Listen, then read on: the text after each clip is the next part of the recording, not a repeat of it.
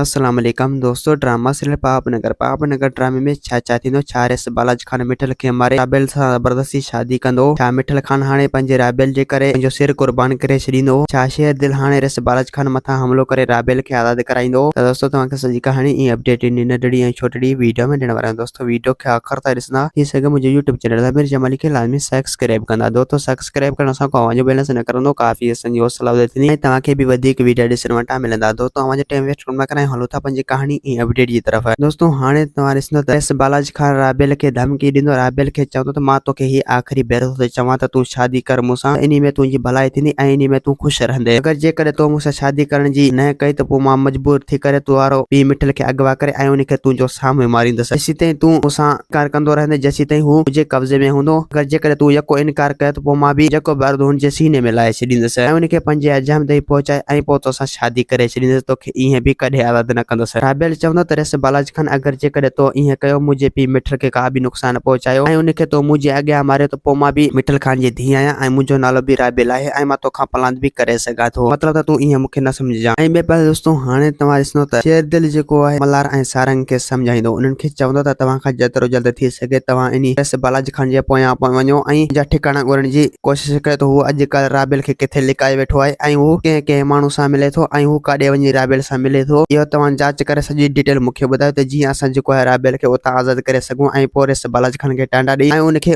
उते ई मारे अचूं। सारे खे चवंदो त शेर दिल बसि तूं परेशान न थी, अॼु खां पोइ असां जेको आहे इन रेस बालाजी खान जे पोयां पवंदासीं ऐं पंहिंजी इज़त खे अलाए कदों त मोटाए ईंदासीं। ऐं ॿिए पासे दोस्तों हाणे तव्हां ॾिसंदो त बरेल खान जेको आहे शेर दिल खे फड़काईंदो। शेर दिल खे चवंदो त मां हाणे वधीक बर्दाश्त नथो करे सघां, तव्हां खां जेतिरो जल्द थी सघे त तव्हां इन रेस बालाजी खान मथां हमलो करे जल्द खां जल्द उनखे पंहिंजे अंजाम ताईं पहुचायो। शेर दिल चवंदो त हा बरेल खान मां इहो थो चाहियां त मां हर हाल में उन मथां हमलो करे उनखे मारे छॾियां। दोस्तों उम्मीद है कहाणी आई हूंदव खे पसंदि। असांखे ॾींदा हाणे इजाज़त, वरी तव्हां सां मिलंदासीं के नई वीडियो में। ख़ुदा हाफ़िज़।